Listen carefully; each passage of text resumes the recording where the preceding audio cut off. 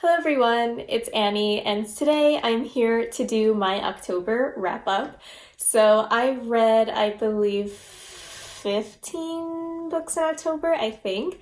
And as usual, I'm going to start with my lowest rated books and end with my highest rated. So let's get started. So my lowest rated book, I rated a 2, and I am very disappointed about it. It is Within These Wicked Walls. I got an arc of this. It was one of my most anticipated reads. It sounded perfect for spooky season.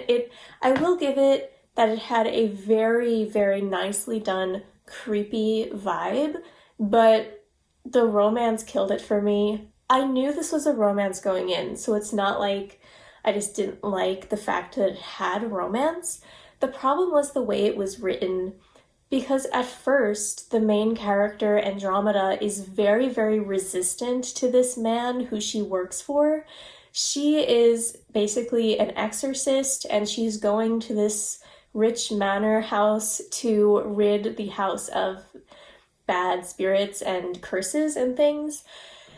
And so she goes, and this man is like very forward, a little bit creepy, but I get it, it's okay.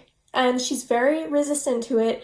And then all of a sudden, from one chapter's end to the next, she just does a complete 180 and is like all over him. And it's very confusing.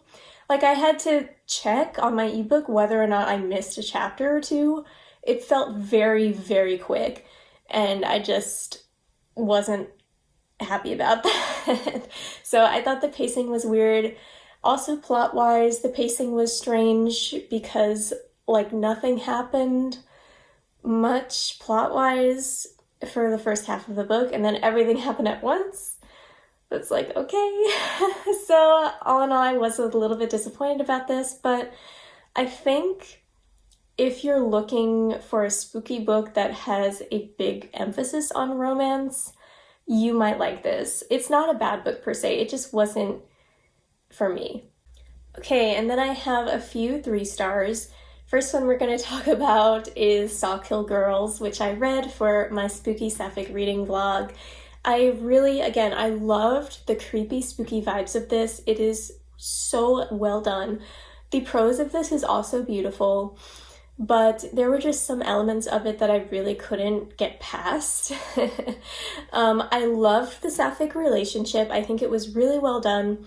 All 3 girls were interesting characters, very well-rounded, but okay, so this book is YA, but not all YA books do this.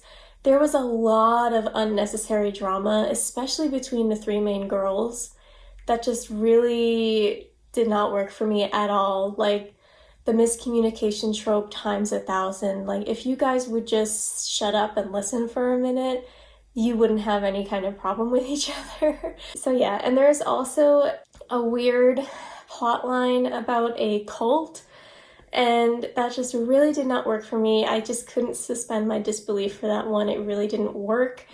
And I loved the girl power vibes of this book, and this concept was really interesting. It was about this demon devil creature who made a deal with this family, and basically this family kills girls for him to eat. Like, it's really interesting, but that's not a spoiler. That's said in the first couple chapters, which is also another problem I had. I really wish there was more of a mystery element where you weren't told right away what was going on. I think that would have been more enjoyable and more thrilling. So all in all, I did really enjoy this book. I know I've been going on and on about it. I did enjoy it. I liked it. I liked the ace rep, loved the sapphic relationship, loved the vibes, but there were just some plot issues that just didn't work for me. So now we have another book from that same blog, which is Lesson in Vengeance, which I also gave 3 stars. It's kind of the same deal. I liked the vibe. It was a dark academia book with some witchy stuff thrown in, which I really did enjoy. And I thought that the writing was really good.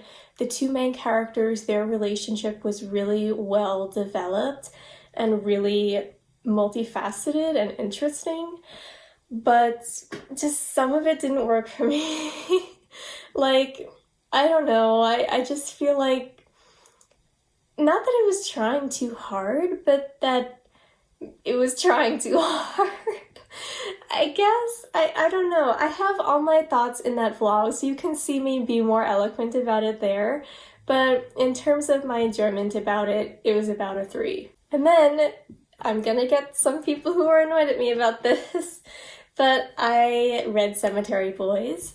I thought it was gonna be the perfect spooky read. You know, I'm finally gonna read this really hyped up book for Halloween. And it was just a 3. Obviously the rep was amazing. Loved the rep, loved the trans men storyline, but I could not get past the fact that at the beginning of the book, the catalyst to set the story off is that the main character's cousin dies and they can't find him. And the tone of the book did not fit that at all. There was so much weird humor in it, and like everybody was always making jokes to each other and like not taking anything seriously, and it's like, dude, your cousin who you're close with just died. Like, why are you making all these jokes? And like, what? I don't know. It really bothered me. I did not enjoy it. I thought it was going to be a much more serious story. I do think, like, I totally understand why a lot of people love this story, but it fell a little bit flat for me. And then we have another arc that I gave a 3, which is Skin of the Sea. I love this cover, first of all. It's gorgeous, and I thought that, again, the representation was amazing. This is a mermaid story, loose retelling of The Little Mermaid, I guess. But it's not really. It's very original. I've really enjoyed it. But the thing that bothered me again, you guys are gonna say, like, Annie, if you don't like romance, don't read romance books. But like, I didn't realize this was gonna be such a big part of the book. It was weird. It was a big part of the book, and it just wasn't interesting. And okay, so I had 2 more issues with it. One issue is that a lot of the book was just traveling, which I hate. It's so boring to me. Yeah, like things happen along their journey, but it was very boring. And also the characters, even the main characters, were not super well developed, so it didn't really feel like they were very real. But again, I really liked the cultural aspects of this story. I think it's definitely worth a read. It just wasn't exactly what I was expecting. Okay, so the only 3.5 book I have is White Smoke. This is the first book I read by Tiffany D. Jackson, and I will definitely be picking up more of her work. She's a really, really great writer. I thought this book was great. There were some YA things that I just didn't enjoy, but I tried to look past it because I know that that's the audience it's intended for. Just a content warning, there's a lot of drug use in this book, so if that bothers you, don't read it. But I thought it was done in a really interesting way. I thought it was great. The main character was very, very interesting. A lot of the side characters were also very well developed. It follows this main character named Marigold, whose family moves into this kind of rundown town that's being gentrified. And it's very interesting. Again, I did not appreciate the very boring weird romance between her and this guy in this new town. I did not understand it at all. And in my view, they had so many serious disagreements and like values that clashed with each other that it should not have worked out. But regardless, that wasn't a huge part of the book, so it was easy to just overlook. The main thing that was a problem for me was the ending.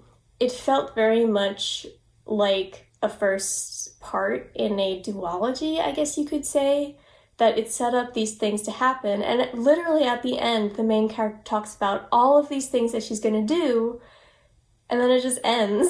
It's like, what? So that was kind of confusing to me. The twist was kind of predictable, but in a good way, I guess. I don't know. It was interesting. It was a really kind of twist on a classic haunted house story, and I did really enjoy it, so 3.5 it is. Now I have 5 books that I rated 4 stars. So first we're going to talk about The Year of the Witching, which was so good. I'm so glad I finally read this, especially in October. Oh, I loved it so much, and I was so shocked. I did not expect to love it as much as I did, because it has some mixed reviews, but I really liked it. I thought it was so creative, and I really liked the fact that it was kind of Salem witch trial-esque, but it was totally different. Like, it takes a really different spin on it. Instead of being set in a real, Puritan colonizing town in the Americas, it was set in like a fantastical one where there's this creepy cult, and it's so interesting. I love the main character. This one had a romance, but it didn't bother me, so it was good. I thought it was good. All of the characters were well developed. The stakes were there. Things were happening. I mean, it wasn't quite 5-star for me. I don't know, but it was really good. Very enjoyable. I highly recommend it if you're looking for a really good, dark, witchy, fantastic book. And then I read Tender is the Flesh, which is a horror book translated from Spanish, I believe, from an Argentinian writer. And I was very excited to read a translated work this month. It was really good, but it was very scary. Not scary in a traditional way, but just very disturbing. I remember reading it and thinking, wow, this is kind of similar to Okja, that Netflix Korean movie that I really also enjoyed. It has very similar vibes to it. So basically what happens in this story is that the animals in this world, including livestock, are, ravaged by a disease that affects humans if we eat them. So people can't eat animals anymore. So guess who becomes the animals? People. It's made of people. So people eat people in this book, and it is really disturbing. It has a lot of great commentary about the meat industry in our world today from a very interesting speculative perspective. There are some other disturbing parts of this book, like rape, which was kind of a surprise. I didn't think it would have that in it, but I think it was done in a way that made sense for the story anyway, and the world that they lived in. So definitely check out the content warnings before picking up this book, but it is really good and definitely worth a read. And then I read the classic dark academia book, If We Were Villains by ML Rio. I really did enjoy this. Obviously, I gave it 4 stars. It was really good. I think that I was expecting it to have more of an outright LGBT relationship. I was expecting it to be, more part of the story than it was, which was a little bit disappointing. But I think it was great. I think part of the reason why it wasn't a 5-star is because I didn't get all the Shakespeare references. Like, I read Hamlet, I read King Lear, I read Macbeth, so like I knew kind of what they were talking about, but I'm not like super into Shakespeare, so some of the references went over my head. But I do think all of the characters were pretty well developed. I really liked the setting, creepy cult-ish, art boarding school, like, hello, all right. Like, it was definitely very interesting. And I don't know, the ending was a bit disappointing, but I feel like it worked. So I definitely do recommend this if you haven't read it. And then I picked up from the library on a whim The Last House on Needless Street, and this was a very strange book. I picked it up because I saw a lot of people who I trust really loved it, and Stephen King blurbed it, and the cover just is so cool. Like, it's really cool looking. This was a weird book. I really can't give anything away about it because it relies a lot on twists and turns and like making the reader think that you figured things out and then having it be a completely different answer.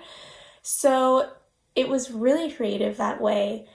It has three main characters. One of them is a cat that reads the Bible. The other one is this big man named Ted, who is kind of drunk. And the third one is this girl, Dee Dee, who's looking for her sister who had been kidnapped. So all of these people are kind of intertwined in the story, and it's very creepy. I think that it could get a little bit slow at parts. It was confusing, but in a good way. So if you're looking for a really unique horror thriller novel, check this out. And then the last 4-star book I have is Don't Tell a Soul, whose cover is gorgeous, and also the naked hardback. I don't know if you can see, it has these embossed hands on it. It's so cool, I love it. So anyway, this book was really, really good. I really, really enjoyed it. It actually kind of had the same vibes as White Smoke. It is about this girl named Bram who goes to live with her uncle at his house in this little city in upstate New York, and she goes there because of a mysterious reason and trouble with her mother. So she goes to this house and finds out that this house has some really bad rumors about it, that all of these girls kind of went insane and either killed themselves or had to be hospitalized because of this house, and she has to basically solve the mystery. And there is no romance in this, yes, which I'm so happy about. There is mention of drug use, so be careful about that. And there are some other sensitive topics in this book, but I think personally that they were handled very well. And I really, really enjoyed this book. It had the perfect vibe, and I read it in like a couple hours. It was really good, very, very captivating, and I highly recommend it. Okay, so the last 2 books are 5 stars. The first one is this. I read The Legacy of the Fire Nation for the Buzzwordathon's Element Word, which is fire. And I got this as a gift from one of my friends. Thank you, Adam. I really, really enjoyed this book. It was just so cute. It was written from Uncle Iroh's perspective to Zuko, and you got to see all these beautiful illustrations. Like, look at this. Wow. And I loved it. It was a really cute read, and obviously very quick as well. So thank you for this. And then last book. If you've been watching my Sapphic reading vlogs, you know I love this book. And I match it. Yay. I love this book so much. I'm so glad that I decided to read this. It's a big one. It is. I totally understand, but it's worth it. It goes by super quickly. The 3 main characters are amazing, especially Harper. She is so cool. It's Sapphic, of course, and it has a very, very spooky vibe. It's so good.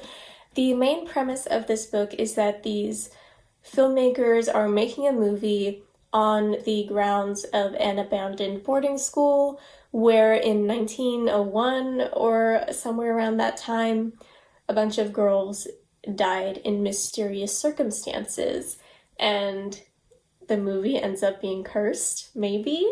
And you follow 2 timelines, the 1901 timeline and the modern timeline, and it is so good.